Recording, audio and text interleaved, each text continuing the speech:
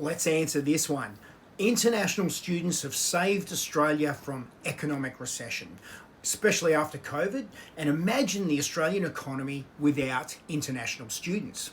Fortunately for me, I've been an adult long enough to remember when we didn't rely on immigration and international students to prop up the housing Ponzi scheme that we've cultivated and nurtured into a giant fucking bubble in Australia. International student numbers have fucking exploded in the last couple of years, and you all know it because you can feel the pressure. You're stuck in traffic, you're paying 30 to 40% more for rent, the price of everything in this country continues to fucking skyrocket, and all of it is because we've added so much pressure to the economy here. And that pressure comes in the form of more people. The only thing that increases price is supply and demand. And right now, we have demand off the fucking charts. I'm pricing building projects that are 60 to 70% more expensive than they were 2 years ago. And when you talk about international students coming to Australia, we need to remember that all of them have to live somewhere.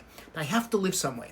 And I don't doubt that pumping all of these migrants into Australia for the last couple of years, including record levels of international students, check these numbers out, has contributed towards the economy and saved us from sliding into a recession. But we are in a recession. We're in a technical GDP recession with 7 quarters of consecutive GDP decline, which means that your share of the economic pie in Australia is getting smaller and smaller and smaller. And that's because it's being diluted by more people. Australia is a wealthy nation, but we are undermining our wealth by bringing in more people than we can handle here.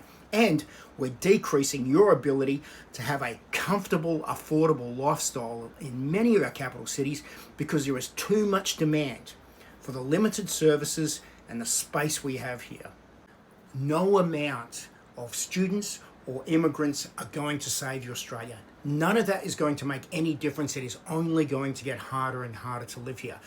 And just to clarify, this isn't immigrants' fault and it's not the international students' fault. This situation in Australia was created by big business and politicians. That's all it is, corporate interests. The solution is to turn off migration. We need to shut this thing right down and we need to limit the number of university students that we have here because essentially these are junk degrees that we're flogging here in Australia. They're really only an easy access pathway to a citizenship or permanent residency in Australia. There is no cap on students or foreign nationals buying property in Australia. They're competing for the same piece of the pie that we're all here contributing towards and also fighting for.